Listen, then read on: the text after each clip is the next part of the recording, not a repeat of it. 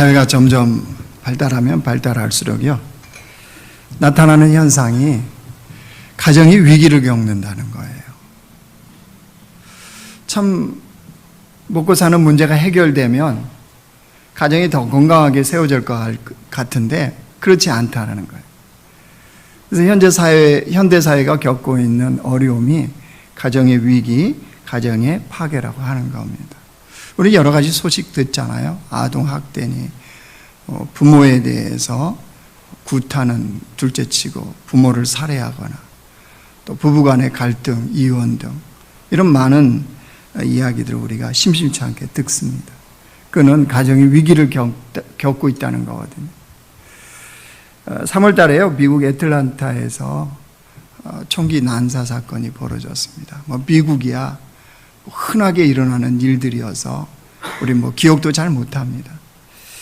근데 그때 그 총격 사건에 8명이 죽었어요. 우리 한인 그 마사지 숍인가요?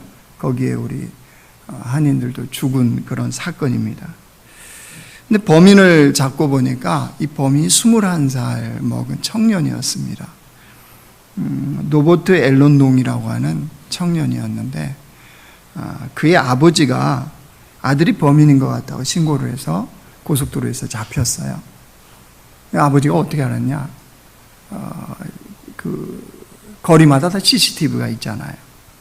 그 총기 난사 사건의 현장 이런 상황들을 CCTV를 통해서 이제 방송에서 보낸 거죠. 아버지가 가만히 지켜보니까 자기 아들 같거든요. 그래서 경찰이 제보를 해서 그가 고속도로에서 잡혔습니다. 근데 그러고 난 다음에 이제 언론에서 취재하잖아요. 범행 동기가 뭐였느냐. 주변 사람들이 인터뷰하고. 근데 그거 보면 참 안타까운 마음이 들었어요.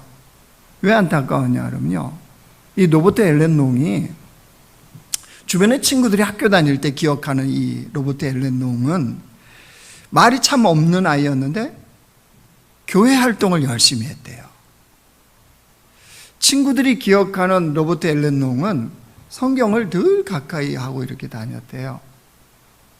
그러니까 사람들 기억에는, 외적으로 자신들이 보기에는 굉장히 경건한 아이였다는 거예요.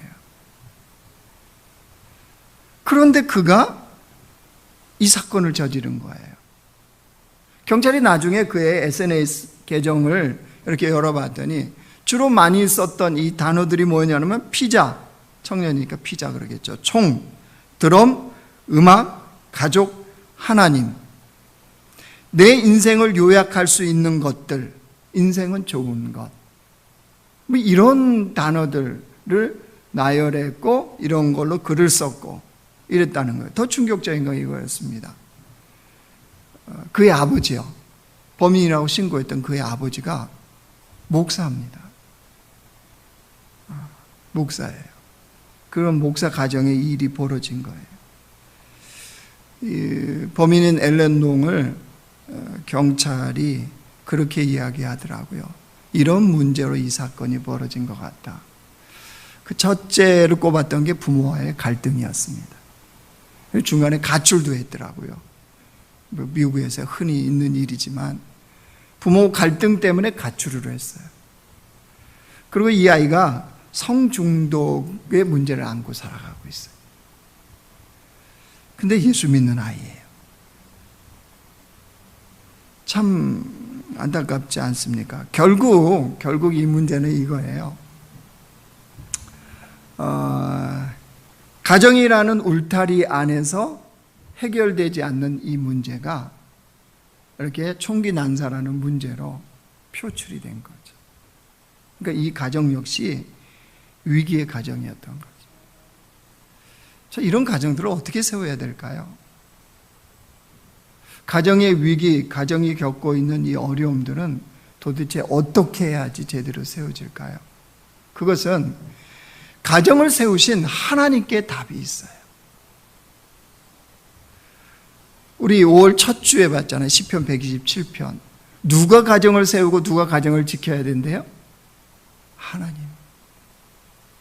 하나님이 지키시고 하나님이 세우셔야 가정이 가정다워질 수 있다는 거죠. 위기의 가정, 어떻게 세우느냐? 주님이 세워주셔야 돼요. 주님이 지켜주셔야 돼요. 그런 주님께서 오늘 가정 이야기를 하세요. 근데 오늘 핵심 내용은 이거예요. 가정 안에 믿음의 사람이 딱 생겼어요. 한 사람이. 근데 이 사람 때문에 가정에 갈등이 생긴다는 거예요.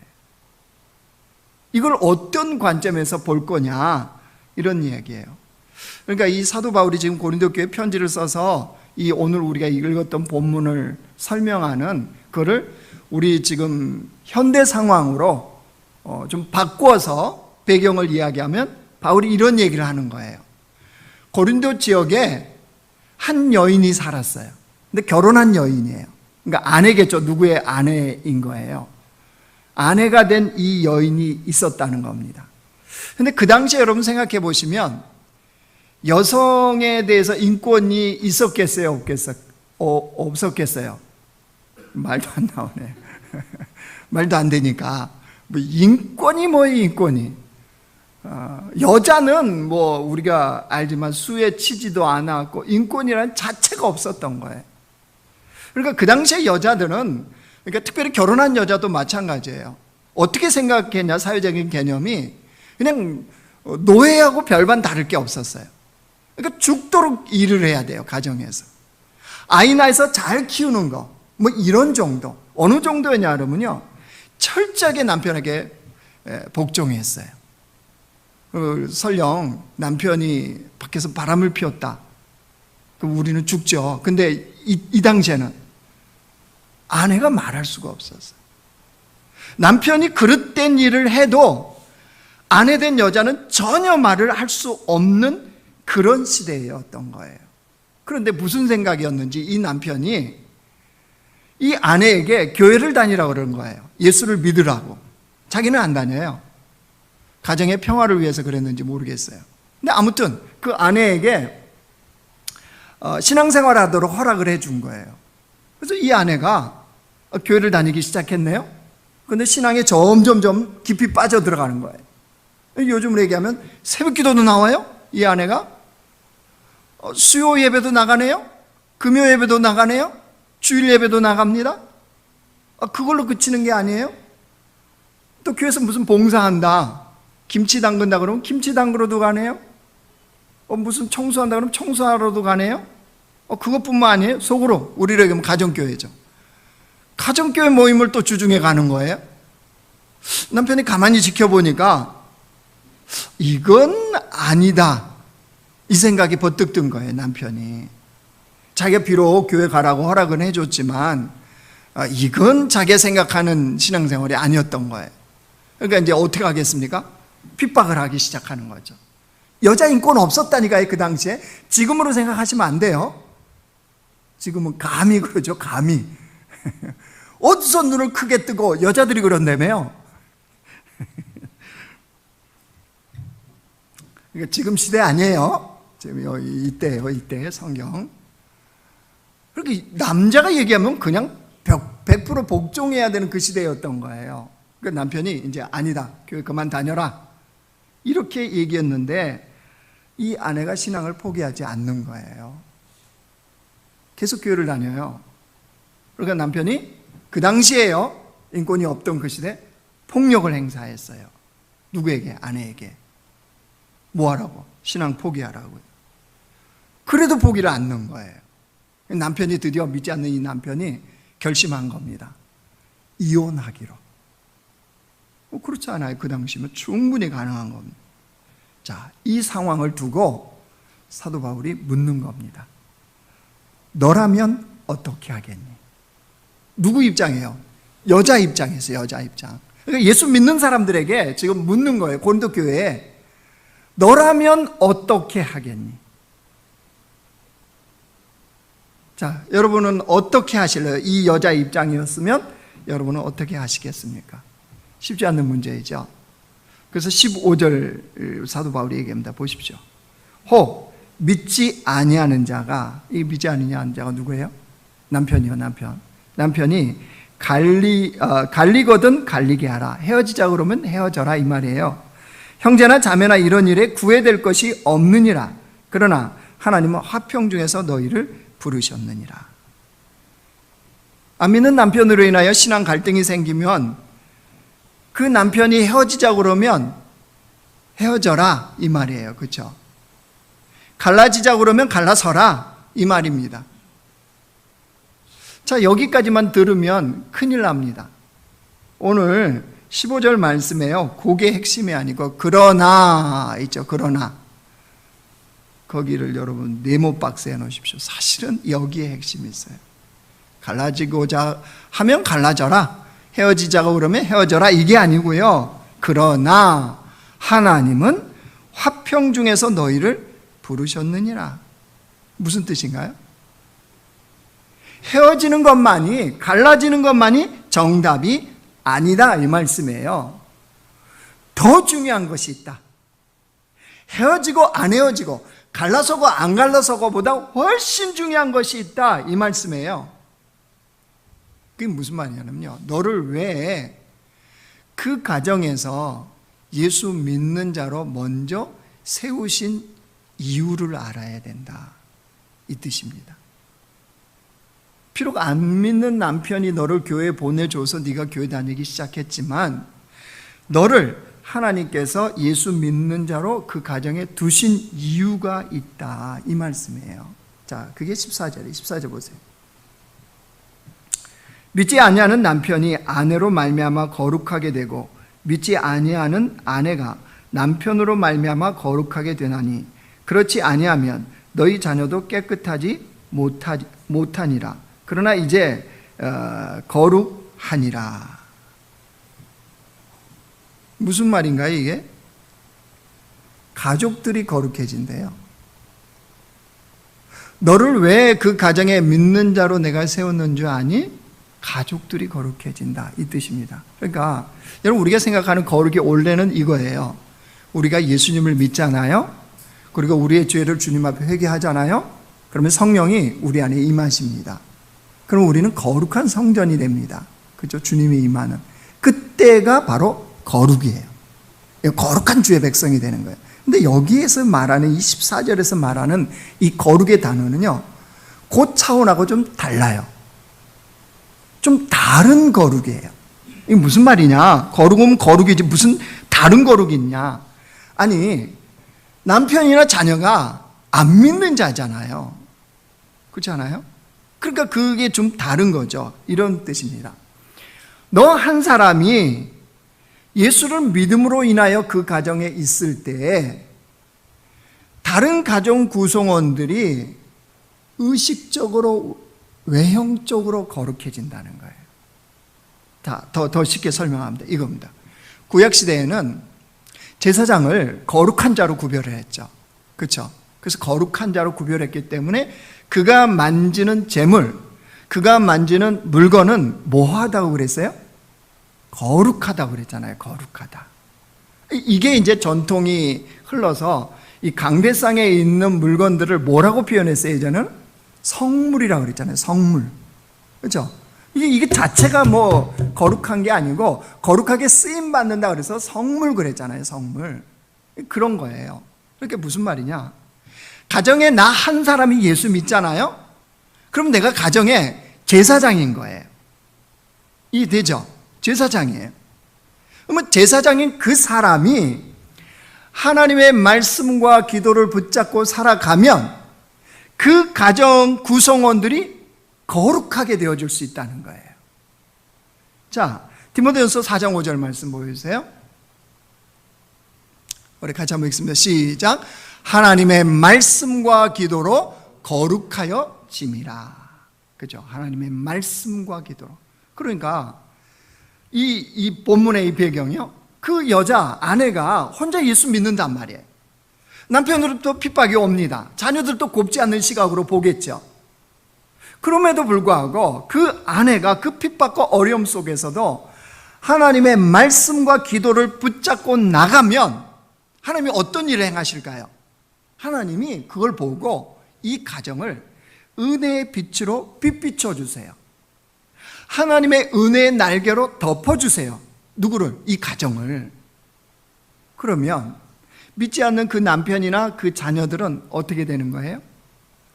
하나님의 거룩한 영향력 아래 들어가는 거예요.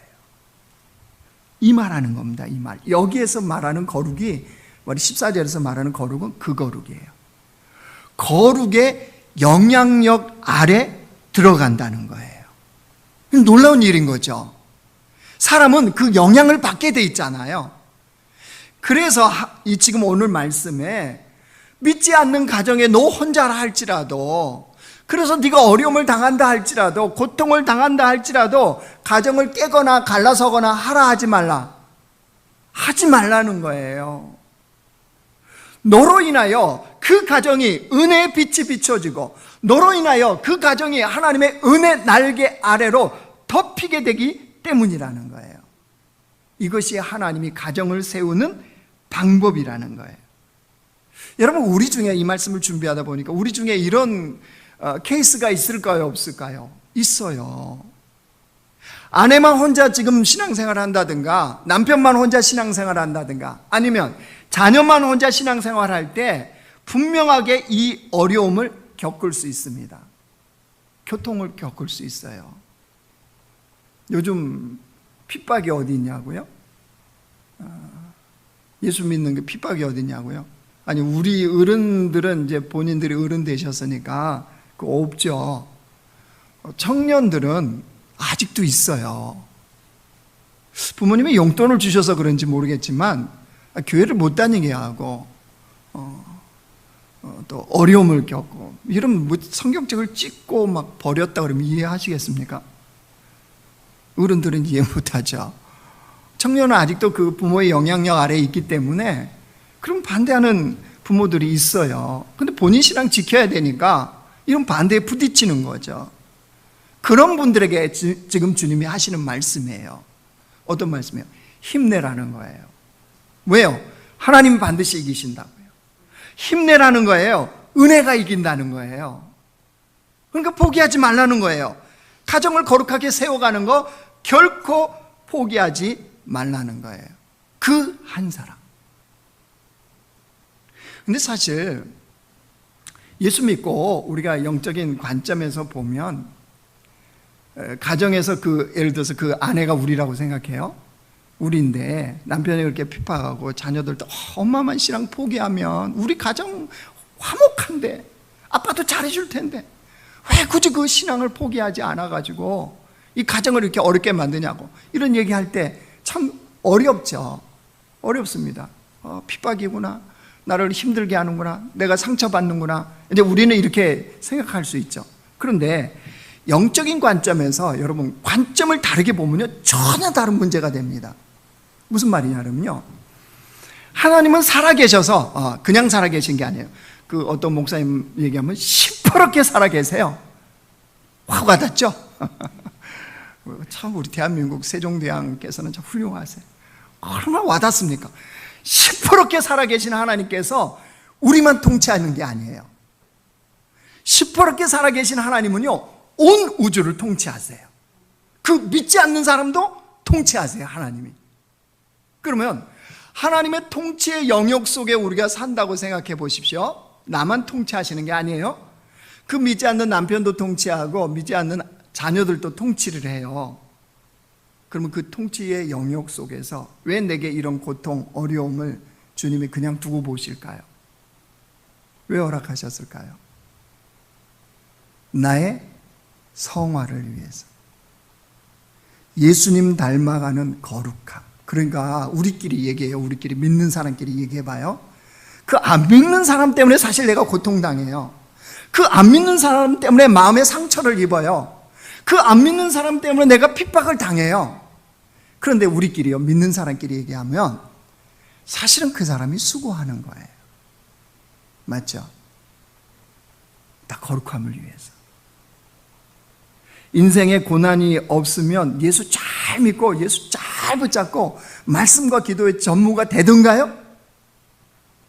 안 돼요, 여러분. 신앙생활은 고난과 적절한 어려움이 있을 때 우리가 깨어있게 되어지는 겁니다. 그러니까 우리 믿는 사람끼리 얘기하면 사실은 그 사람이 수고하는 거예요. 그 사람이 수고하는 거예요, 나 때문에. 하나님의 통치 영역 속에 있다는 이 믿음이 있으면 그가 수고하고 애쓰는 거예요. 그러니까 나를 고통스럽게 하고 어렵게 한다고 사실은 우리가 욕할 수가 없어요. 왜? 주의 통치 아래 내가 변화되지 않으니까 하나님이 그를 도구로 쓰시는 거예요. 마치 출애굽시 모세가 이스라엘 백성들을 끌고 이 노예 기질이 안 나가거든요. 그냥 여기 애굽이 좋습니다 이거예요. 노예인데도. 그러니까 누구를 강팍하게 하신다고요? 바로를. 여러분, 바로가요 출애굽하는 이스라엘 백성들을 위한 적절한 도구인 거 아세요? 강팍해서 안 돼, 못 나가, 애들만 데리고 나가, 뭐 또 너희들은 뭐 몇 킬로 반경에 있어, 그렇게 하나님께 예배해, 이러잖아요. 그래서 이제 열재앙을 당하는 거예요. 계속 바로가 그냥 다 나가 이래버렸다면 그런 하나님의 역사를 못 봤겠죠.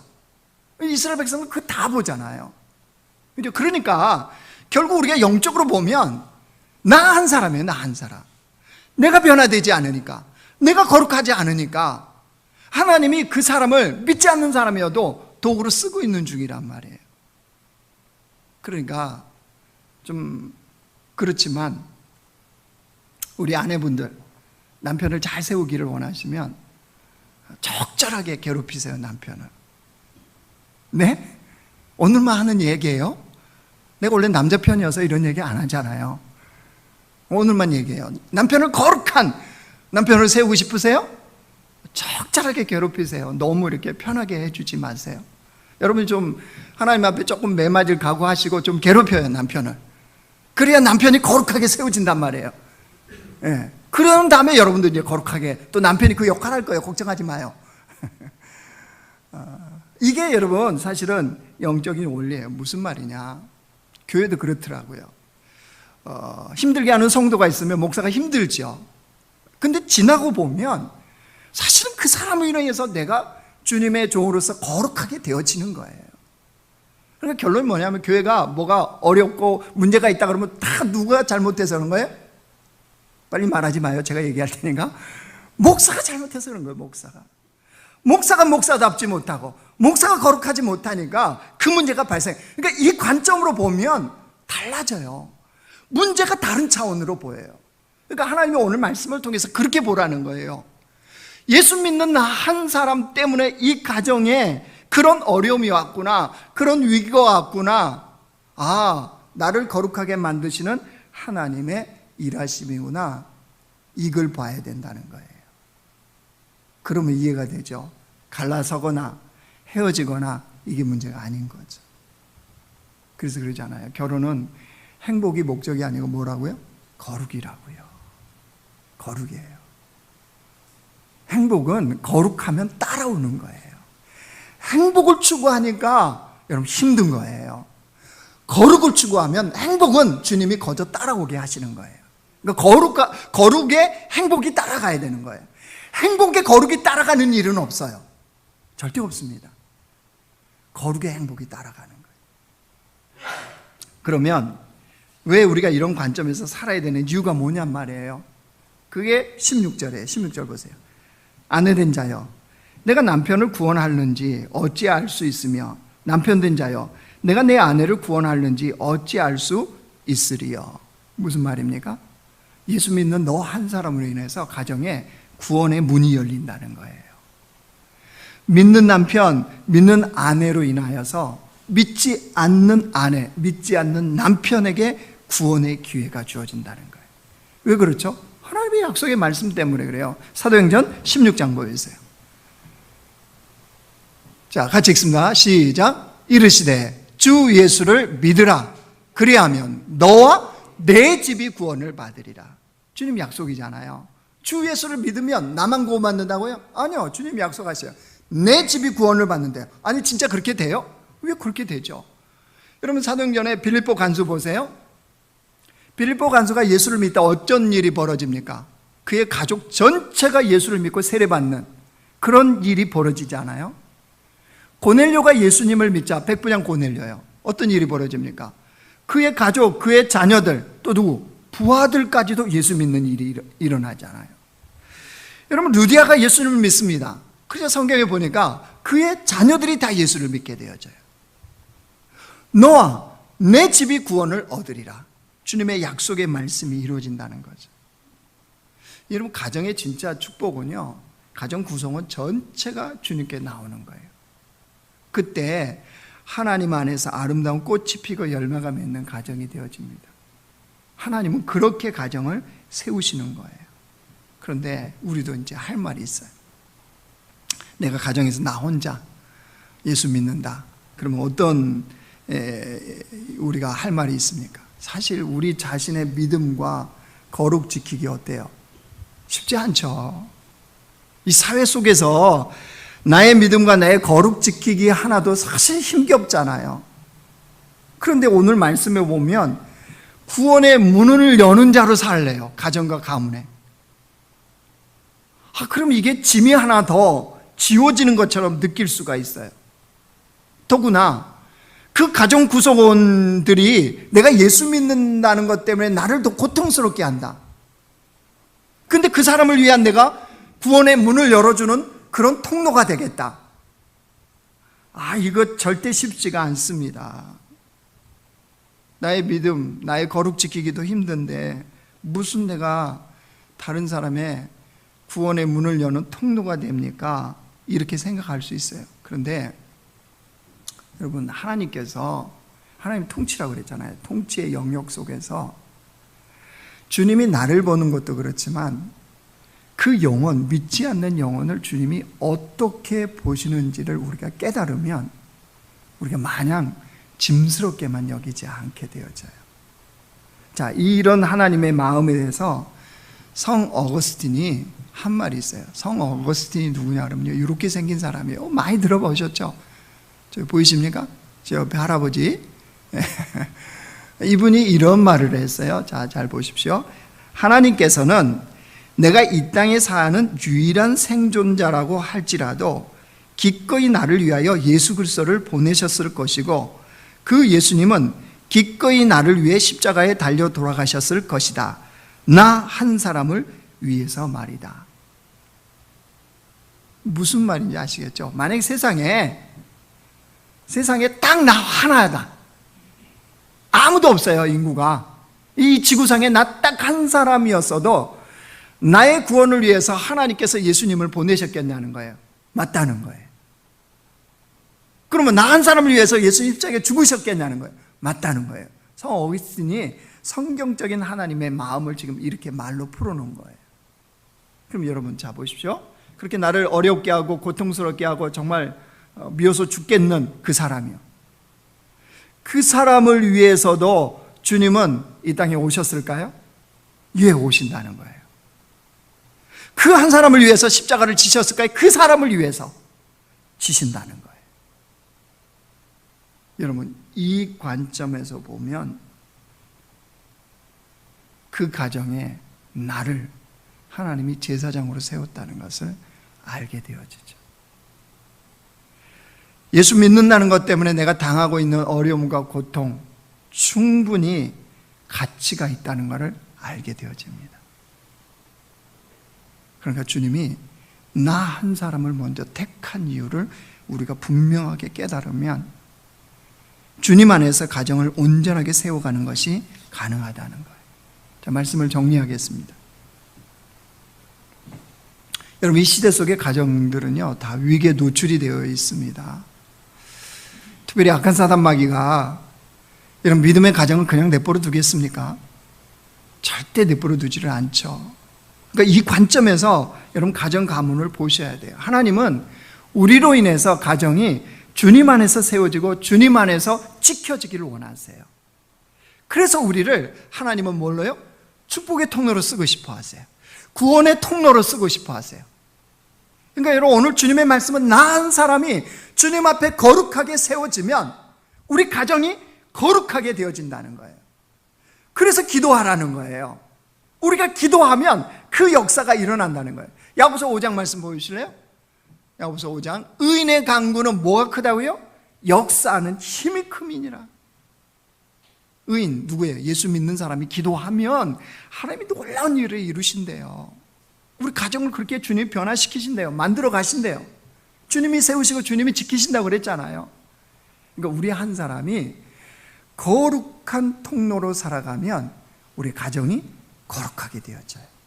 우리 가정들이 그렇게 되어지면요, 이 사회, 이 나라, 민족이 그렇게 되어져요.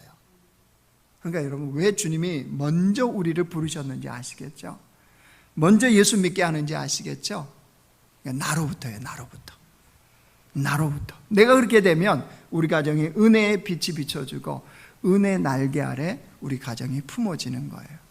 그러니까 부모님 탓하지 말고요, 남편 탓하지 말고요, 아내 탓하지 마시고 자녀 탓하지 마세요.